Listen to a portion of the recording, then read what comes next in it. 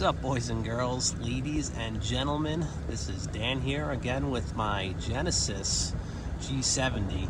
This is the 2022 model with some slight changes, or I guess some substantial changes in a sense, because they completely redid the front and rear ends and they made some interior changes. So this is kind of what you would call a mid-year refresh. And although these changes are very well welcomed by most reviewers, most people, it is not as up-to-date as, say, a brand new Genesis model like the GV70, which is the SUV.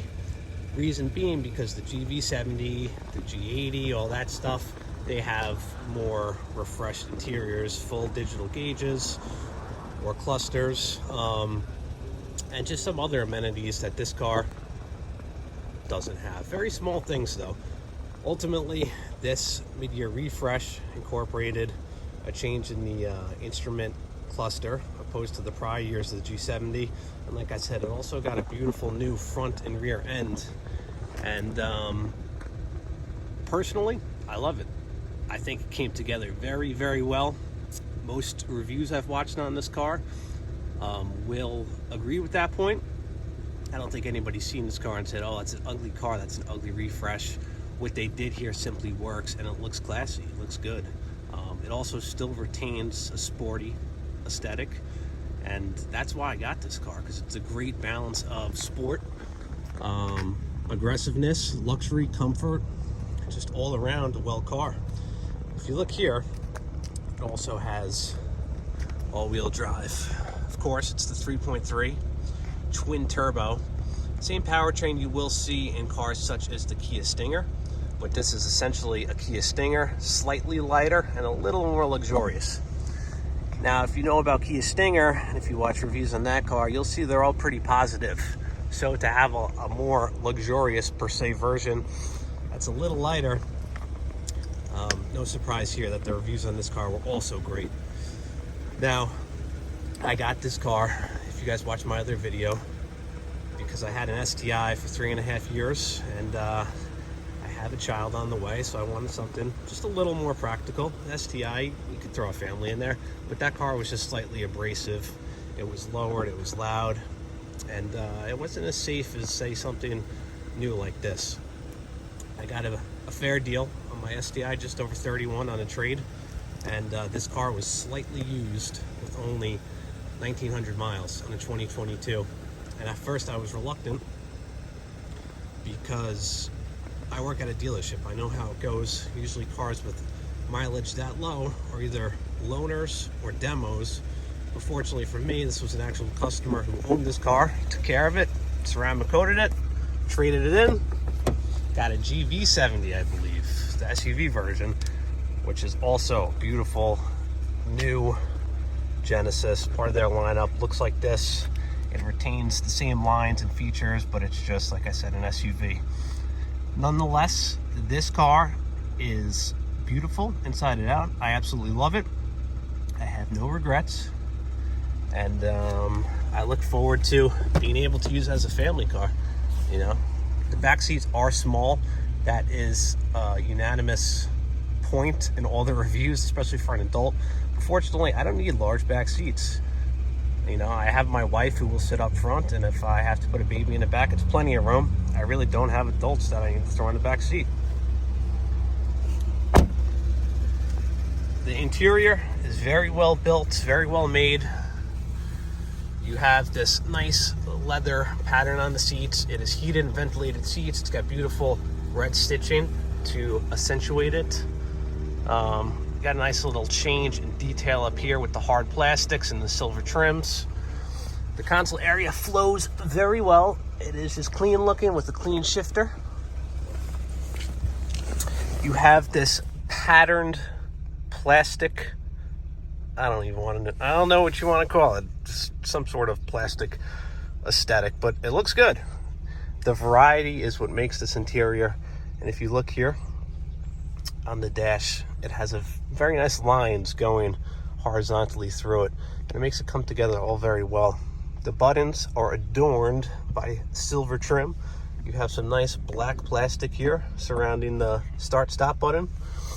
And then the steering wheel, oh, there goes my key. Steering wheel, simply clean. You have a variety of leathers. You got the red stitching throughout. You got the nice Genesis emblem. You have these nice, luxurious feeling spiky rolly boys here. I don't know what you want to call them, but I believe that's for the menu, that's for the volume. Here you have, this is one of the changes for 2022. Opposed to the prior years, the G70, they incorporated a half digital, half traditional mechanical speedometer.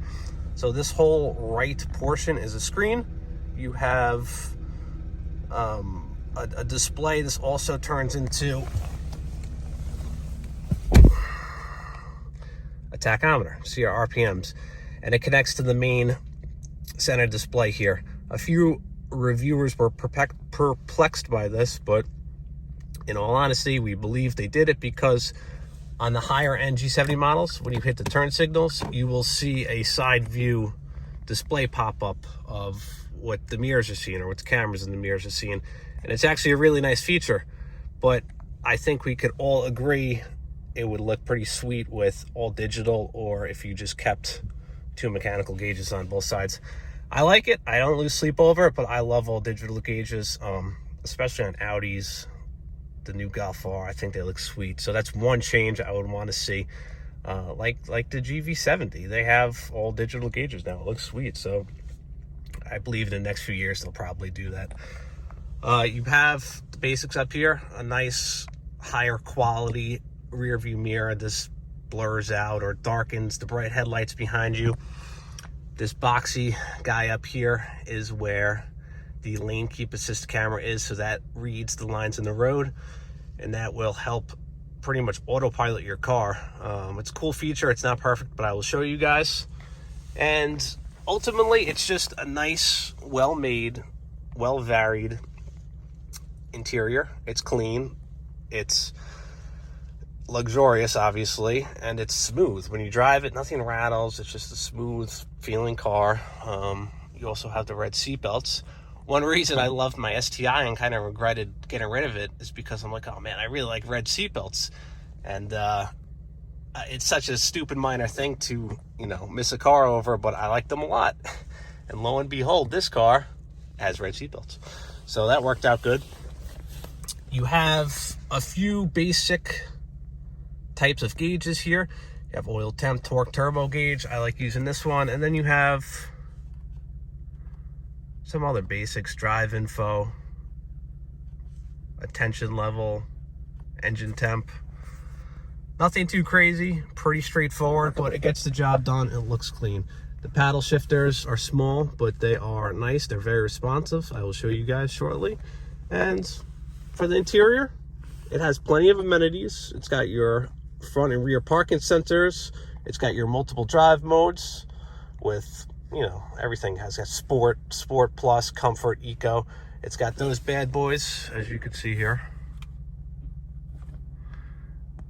And I will explain more in depth what those changes are when you put it in various modes. So now, lo and behold, I will do a driving video. All right, so driving the 2022 3.3 liter twin turbo G70, there's a few things to note. The engine has 365 horsepower stock, and I think 376 pound-feet of torque. So very quick from the get-go, from the factory. It's not a terribly heavy car. I think it's around 3,800 pounds curb weight. It has a feature in Sport Plus mode that opens baffles in the exhaust. That gives you an extra 3 horsepower. I'm always driving in Sport Plus, so I just round up. Hey, it's got 368 horsepower. Sounds better than 365. Anyways, the other modes you will use for basic things. Eco mode is as gentle as you could be with the shifts as possible. It will upshift at 1300 RPM, and you have an 8-speed automatic in here, so it just runs through those gears pretty quick, and it keeps you at a low RPM for maximum gas mileage. Comfort mode is very similar, but a lot of these just change the shift logic. So some things that are more gas oriented will shift the car quicker. Other things will be a little more normalized. It will shift at slightly higher RPMs or hold out on the RPMs as you drive. So it has a little more power to, you know, better gas mileage. It just increases the ratio. Sport, I don't know what you would use Sport for at this point. You just use Sports Plus because you get the extra horsepower and you get the same settings. I think Sport is just a little more conservative opposed to Sport Plus. It still tightens the bolsters on your seat, which is a cool feeling, because as soon as you select one of these modes, you just feel it hug you. And it will also make the shift logic more aggressive. However, you will see in the real mode to drive, it makes it real aggressive. And that's what we like. So I'm going to open the sunroof here because it's not terribly cold and it's a little sunny.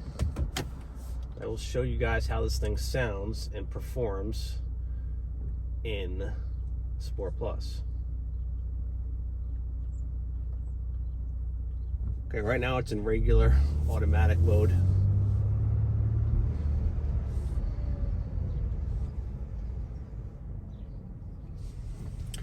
Very comfortable car though to drive. It's not, it feels like a Benz or a BMW. It's very soft, it's very forgiving, it's simple to drive. It's confidence inspiring because you've got a good all-wheel drive system. And when you want it to be tamed, it's a tame car. When you want it to be aggressive and throw it in sports, I was gonna say Sport Sharp, I'm used to my STI, Sport Plus, you will get that little oomph that you want.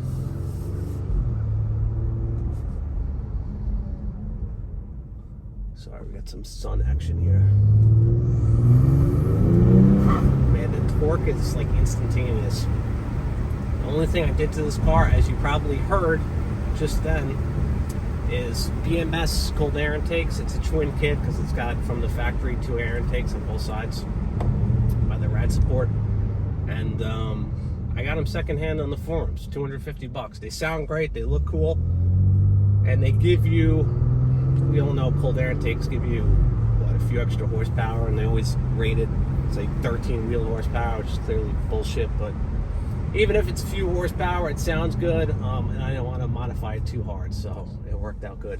So now I flicked it down into first gear so we could do a little manual.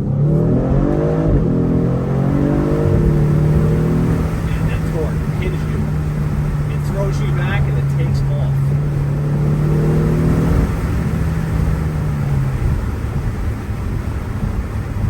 Since this car is so smooth, you don't even realize how quick it gets up to speed, and before you know it, you're going 80 miles an hour or higher, and you're like, oh shit, I better back off, I better behave, because this thing gets up and goes. Now I threw it back in drive here, so I want to show you guys how it does with the aggressive upshifts and downshifts. It will rev match you, and it will hold those gears as you see here. And it really does transform the feel of the car. It makes it super sporty, and it makes it feel just fast and aggressive.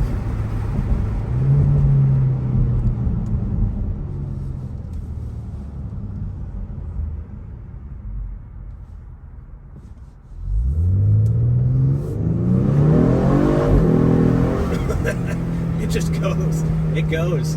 I mean, sure, in 2022 you could milk more power out of it. You could have had this bad boy at 400 horse, which I think is a reasonable number. But for the price point, for what you're paying, and for the competition, it's just such a good all-around car. And it's practical. It's not like you have to buy a Mustang or a Camaro or a Supra, whatever, to get good power. You could have a practical 4-door family car that goes both ways. Got somebody in front of me going 20 miles an hour.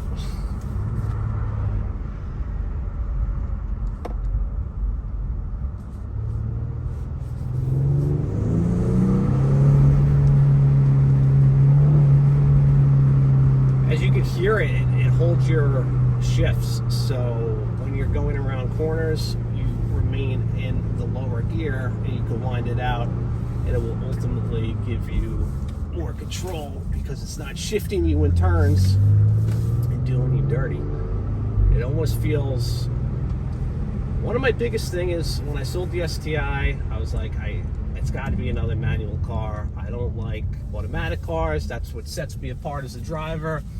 You know, you get all these car guys and they buy fast cars. They don't even know about them. They don't even realize they have Brembo brakes. And they're always automatic. And I was like, I don't want to be one of those guys. You know, I'm a real car guy. I want stick.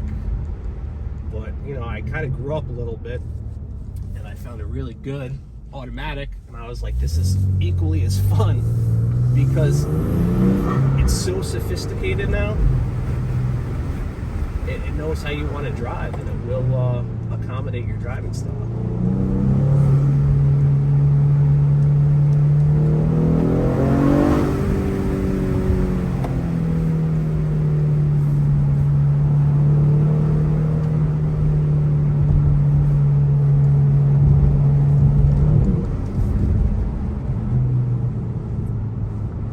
Are lovely. They're 4-pot Brembo brakes up front. The steering in this car is excellent. It's very predictable in a good way. You know exactly where you need to be with the wheel, and that's where your tires end up. And ultimately, it drives like a beast, and I absolutely love it. So, of course, the road's going to get rough up here. My new camera's going to be bouncing around, but I hope you guys enjoyed the video, and I will make another video in the near future. Thanks for watching.